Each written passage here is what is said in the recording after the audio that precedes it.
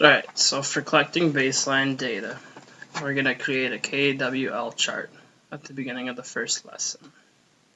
The KWL is going to talk about the 5 W's and the main ideas to a story. For reference, I'm going to have the students think back to the story we all know, the 3 Little Pigs, and have them come up with the who, what, where, when, why. After we've established what the students know, I'm going to direct them that the activity is they're going to go through different news articles and fill out a graphic organizer of the 5 W's. In the W part of the chart, we're going to figure out what the students want to know in this unit. And then at the end of the unit, we will fill out the L on what they have learned. This is how I can establish the baseline data for where to begin the unit and how fast I can move along as the students master the content.